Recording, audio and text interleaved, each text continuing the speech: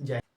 चलिए हम समझते हैं पारिस्थितिक तंत्र के बारे में। आखिर पारिस्थितिक तंत्र होता क्या है? देखिए, हमारे आसपास में बहुत अनेकों प्रकार के जीव जंतु दिखते हैं। उनमें क्या करते हैं, कहीं ना कहीं वो सभी पर्यावरण जो होता है उसको संतुलन बनाने का कार्य करते हैं, जिससे हम क्या बोलेंगे, पारिस्थितिकीय बोलेंगे। एक वैज्ञानिक है पीके टांसले, जिन्होंने क्या किया भैया, 1935 में जो पारिस्थितिकीय है उसको इकोलॉजी बोला। क्या बोला? इकोलॉजी। अब इकोलॉजी का मतलब क्या होता है? देखिए, इको माने क्या होता है, घर, और लॉजी का मतलब क्या होता है, व्यवस्था, यानी कि घर में रहने की व्यवस्था है।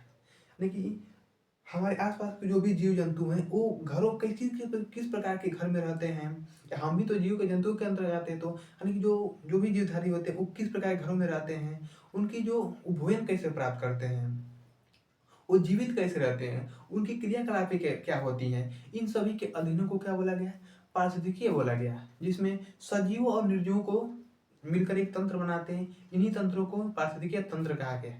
ठीक है, हम बात करेंगे जो पारिस्थितिकीय तंत्र है, इसके दो टाइप्स होते हैं। एक होता है आपका क्या होता है, एक होता है प्राकृतिक पारिस्थितिक तंत्र, और एक दूसरा होता है क्या, अप्राकृतिक पारिस्थितिक तंत्र। प्राकृतिक मतलब क्या बोलते हैं, नेचुरल इकोसिस्टम, और इसको आर्टिफिशियल इकोसिस्टम बोल सकते हैं। अब है नेचुरल में क्या होता है, जो जिसको ऐसे पारिस्थितिक तंत्र जिसको प्रकृति स्वयं बनाती है। ठीक है, जो प्रकृति स्वयं बनाएगी उसको क्या बोलेंगे हम लोग, प्राकृतिक पारिस्थितिक तंत्र बोलेंगे। जैसे नदियां हो गई, पेड़ पौधे हो गए, मरुस्थल हो गया, पठार हो गए, इन सभी को तो प्रकृति स्वयं बनाती है ना, तो उसको क्या बोलेंगे हम लोग, पारिस्थितिकी तंत्र बोला जाता है। जबकि अप्राकृतिक में क्या होता है, यानी कि इसको हम कृत्रिम भी बोल सकते हैं, कि इसमें प्रकृति नहीं बनाती बल्कि इसमें कौन बनाता है, तो मानव बनाता है। तो भैया मानव तो जैसे हम मान सकते हैं कि क्या करना, खेतों का निर्माण करना, तो खेत तो प्रकृति बनाएगी नहीं ना, खेत नहीं ना बनाएगी प्रकृति। और हो सकता है क्या, नहरों का निर्माण करना, तो प्रकृति भी नहर नहीं बना सकती है, प्रकृति नदियां बना सकती है, समुद्र बना सकती है, लेकिन नहर नहीं बनाएगी। ठीक है, क्योंकि वो ये अपने आप बने हुए, समुद्र नदियां सभी क्या अपने आप डेवलप हुए हैं, उनको तो कोई काटा नहीं गया ना। लेकिन जो नहरें होती है उसको पत्ते पत्ते काट कर बनाया जाता है। ठीक है, तो एक सब मानव बनाता है, कौन, नहरों को, नए प्लांट्स को, पौधों को लगा देगा, इसमें नए नए फल निकलेंगे। तो सभी अफवाह सब तो वो भी इसमें भी आता है। लेकिन समझिए, देखिए हम क्या करना चाहते हैं। मान लीजिए जो प्रकृति वाली है वो पेड़ पौधे वो भी उगाते हैं, लेकिन उसका जो फल छोटे छोटे हैं। ठीक है, तो अब मानव के मन में लालच आ गया। ठीक है, अब इसने कहा ना भैया कि क्यों ना एक जो 1 kg का सेब है उसको 10 kg कर दिया जाए। तो क्या करेगा, उसके डीएनए में चेंज करके उसको नया, उसको 10 kg में कर देगा। ठीक है, तो कहीं ना कहीं क्या कर दिया, ये प्रकृति को इसने स्वयं बना दिया ना, पर इसमें प्रकृति का तो काम लगा नहीं ना, इसने स्वयं उसको डीएनए को चेंज किया और उसको बना दिया। तो ये क्या हो जाएंगे आपके, कृत्रिम पारिस्थितिक तंत्र हो जाएगा। अब हम बात करेंगे जो पारिस्थितिक तंत्र के घटकों के बारे में। आखिर इसके कितने घटक होते हैं, तो इसके दो घटक होते हैं। कौन कौन से भैया, एक होता है आपका बायोटिक कंपोनेंट, और एक होता है, दूसरा होता है, सॉरी, हाँ, बायोटिक कंपोनेंट्स, जिसको हिंदी में क्या बोलते हैं, जैविक घटक बोलते हैं, और दूसरे को क्या बोलते हैं, अजैविक घटक, या इसको अबायोटिक कंपोनेंट्स बोला जाता है। ठीक है, अब जैविक घटक क्या होता है, भैया जैविक घटक क्या होता है, देखिए, जिसमें जीव जंतु, पेड़ पौधों सभी को सम्मिलित किया जाता है, यानी सजीव वस्तुएं। ठीक है, अब हम जानेंगे कि जो जैविक घटक होता है इसके कितने टाइप्स होते हैं। तो जैविक घटक के 3 टाइप्स होते हैं। कौन कौन से, फर्स्ट होता है आपका प्रोड्यूसर। ठीक है, इसको क्या बोलते हैं, हिंदी में बोलते हैं उत्पादक। और सेकेंड क्या होता है, कंज्यूमर होता है। क्या होता है, कंज्यूमर, यानी कि इसको हिंदी में बोलते हैं उपभोक्ता। और थर्ड होता है डिकम्पोजर, यानी कि इसको हिंदी में क्या बोलते हैं, अपघटक। ठीक है, अब हम बात करेंगे उत्पादक। उत्पादक क्या होते हैं, यानी कि इसको प्रोड्यूसर क्या होता है। देखिए, प्रोड्यूसर के लिए किसे बोलेंगे, तो जो अपना भोजन स्वयं बनाते हैं। ठीक है, जो अपना भोजन क्या बनाएंगे, स्वयं बनाएंगे, उसे हम क्या बोलेंगे, प्रोड्यूसर बोलते हैं, यानी कि उसे उत्पादक बोलते हैं। जिसमें इसमें क्या आते हैं आपके, जितने प्लांट्स, सारे जो प्लांट्स होते हैं वो क्या बोलते हैं, उसको हम उत्पादक के नाम से जानेंगे। ठीक है भैया, ये सूर्य के प्रकाश में क्या करेंगे, प्रकाश संश्लेषण के द्वारा ये अपना भोजन स्वयं बनाते हैं, जिसमें जल और मिट्टी को लेकर के। ठीक है, अब हम बात करते हैं जो उत्पादक होता है ना, इसको हम स्वपोषी के नाम से भी जानते हैं। जो अपना भोजन स्वयं बनाएगा उसको क्या बोलेंगे, स्वपोषी या उत्पादक के नाम से भी जानेंगे, या इसको स्वपोषी को ऑटोट्रॉफी के नाम से भी जाना जाता है। ठीक, अब हम बात करते हैं उपभोक्ता। भैया ये उपभोक्ता क्या होता है, जो अपना भोजन स्वयं नहीं बनाते हैं बल्कि दूसरे पर आश्रित रहते हैं, उसे क्या बोलेंगे, हम लोग उपभोक्ता बोलेंगे। ठीक है, जो दूसरा कोई भोजन बनाएगा तो उसको क्या करेंगे, पकाकर खा लेंगे, तो उसे उपभोक्ता बोला जाता है। जो उपभोक्ता होता है इसको इंग्लिश में क्या बोला जाता है, कंज्यूमर, पता ही होगा। ठीक है, उपभोक्ता को विषम विषम पोषी के नाम से भी जाना जाता है। ठीक है, माने जो दूसरों पर आश्रित होते हैं उसे क्या बोलेंगे, विषम पोषी या उपभोक्ता। जो उपभोक्ता उसके 3 टाइप्स होते हैं। एक होता है प्रथम उपभोक्ता, या इसको हम प्राइमरी कंज्यूमर के नाम से भी जानते हैं। थोड़ा सा इसको एग्जाम्पल समझ सकते हैं कि प्रोड्यूसर और कंज्यूमर को। जैसे हमें सपोज करिए कि भारत ने अभी रसिया से एक जहाज लिया है, युद्धपोत वाली एक जहाज को बाई किया, अभी खरीदा है, ठीक है।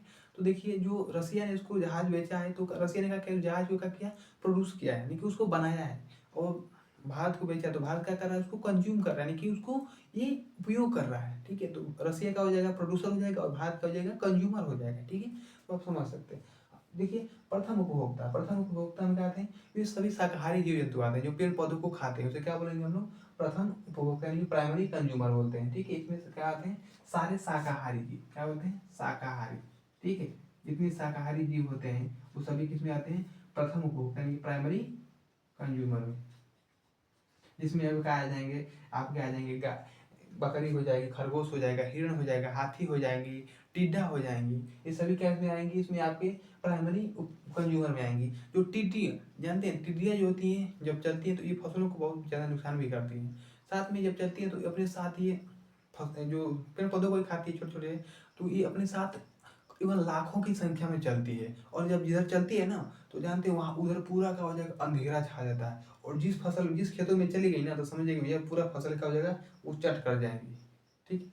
तो इसको मारने के लिए जो टिड्डियाँ हैं उनको हेलीकॉप्टर का प्रयोग किया जाता है मारने के लिए। अब ये नहीं समझिएगा जो हेलीकॉप्टर उसको सब बंदूक से मार देंगे, नहीं, हेलीकॉप्टर के द्वारा क्या करते हैं, इन पर दवाइयाँ छिड़कते हैं। भैया ये तो उड़ने वाले हैं, तो उड़ के चली जाती हैं, ठीक है। तो इसे तो पकड़ नहीं सकते ना, तो हेलीकॉप्टर से दवाई छिड़कर इनको मारा जाता है, ठीक है। तो हम बात करते हैं द्वितीय उपभोक्ता यानी सेकेंडरी कंज्यूमर के बारे में। अब द्वितीय उपभोक्ता क्या होता है, इसमें सभी मांसाहारी जीव आते हैं, यानी कि जो प्राइमरी उपभोक्ता क्या करते हैं, उपभोग करते हैं, यानी कि जो प्राइमरी उपभोक्ता को क्या करते हैं, मार के खाते हैं, ठीक है। जो शाकाहारी जीवों को मार के खाते हैं उसे क्या बोलते हैं हम लोग, मांसाहारी बोलते हैं। इसमें क्या आते हैं, मांसाहारी जीव आते हैं, क्या आते हैं, मांसाहारी, ठीक है, मांसाहारी जीव, ठीक है, खाते हैं। यानी जो जो प्रथम उपभोक्ता को मार करके खाते हैं उसे हम क्या बोलेंगे, मांसाहारी बोलेंगे। जिसमें क्या आ जाएंगे भैया, इसमें शेर आ जाएंगे, लोमड़ी आ जाएगी, ठीक है। ये सभी क्या है, मांसाहारी है। ये क्या करेंगे, जो शाकाहारी जीवों को शिकार करेंगे उसको उसी को खाएंगे, तो इसे क्या कहेंगे हम, द्वितीय उपभोक्ता या मांसाहारी जीवों के नाम से जाना जाता है, ठीक। अब हम बात करने वाले हैं तृतीय उपभोक्ता यानी कि टेरिटोरी कंज्यूमर के बारे में, ठीक है। तो ये क्या होती है, तो देखिए ये शाकाहारी और मांसाहारी दोनों का क्या करते हैं, सेवन करते हैं, यानी कि दोनों को ही खाते हैं, शाकाहारी जीव और मांसाहारी को, दोनों को क्या करेंगे, तो खाएंगे, तो उसे क्या बोलेंगे हम लोग, तृतीय उपभोक्ता, या हम इसको सर्वहारी या सर्वभक्षी जीव के नाम से भी जानते हैं, ठीक है। इनको सर्वहारी या सर्वभक्षी जीव, जिसमें कुत्ता, बिल्ली, ठीक है, और क्या हो जाएगा, मनुष्य भी आते हैं उसी में, सर्वहारी में ही आते हैं। गिद्ध हो गए, बाघ, गिद्ध हो गए, चील हो गए, सभी किस में आते हैं, तो आपके तृतीय उपभोक्ता के अंतर्गत ही आते हैं। अब हम बात करेंगे भैया अपघटक के बारे में। अपघटक क्या होता है, इसको इंग्लिश में क्या बोलते हैं, डिकम्पोज। अपघटक क्या होते हैं, देखिए जो मरे गए सड़े पदार्थों को क्या करते हैं, से उपयोग करते हैं, जो मरे गए पदार्थों को खाते हैं उसे क्या बोलेंगे, हम अपघटक बोलेंगे। जिसमें छोटे छोटे जीव आते हैं, जीवाणु विषाणु जो होते हैं, बैक्टीरिया होती है, ये सभी क्या करते हैं, ये छोटे सड़े हुए पदार्थों को खा करके खत्म करते हैं। जिससे क्या करते हैं, जो प्रकृति संतुलन को बनाए रखने में बहुत ज़्यादा मदद करते हैं, ठीक है। इसमें क्या होता है, देखिए इसको हम माइक्रो कंज्यूमर, छोटे जीवों को माइक्रो कंज्यूमर के नाम से भी जाना जाता है, या इनको मृत जीवी के नाम से भी जाना जाता है, ठीक है। इसमें आपने देखा होगा जो गांव देहात में जो पुआल होती है वो फेंका जाता है, तो वहाँ पर क्या होते हैं, आपको कुकुर मत्ती दिख जाते होंगे, या आप कोई रोटी को फेंक देते हैं तो वहाँ पर देखिएगा कि उस पर क्या आ जाएंगे, ऊपरी परत चढ़ जाती है, जिसमें क्या होता है, छोटे छोटे बैक्टीरिया को खा करके उसको सफेद बना देते हैं, ठीक है। तो कहीं ना कहीं ये छोटे छोटे जीव क्या करते हैं, उस कार्बनिक पदार्थों को अकार्बनिक में चेंज कर देते हैं, जिससे प्रकृति का संतुलन बना रहता है, ठीक है। हम जानते हैं अजैविक घटक के बारे में, ठीक है। ये अजैविक घटक क्या होते हैं, अबायोटिक कंपोनेंट्स क्या होते हैं। देखिए अजैविक घटक यानी इसमें वे सभी निर्जीव पदार्थ वस्तुओं को सम्मिलित किया जाता है, ठीक है। जिसमें सभी निर्जीव वस्तुओं को सम्मिलित किया जाए उसे क्या बोलेंगे, अजैविक घटक बोलते हैं। अब इसके तीन टाइप्स होते हैं, एक होता है कार्बनिक पदार्थ यानी कि ऑर्गेनिक सब्सटेंस, और दूसरा होता है अकार्बनिक पदार्थ यानी कि इनऑर्गेनिक सब्सटेंस, और तीसरा क्या होता है, जलवायु संबंधी कारक यानी क्लाइमेटिक फैक्टर्स, ठीक है। तो हम पहले समझते हैं भैया कि कार्बनिक पदार्थ क्या होता है।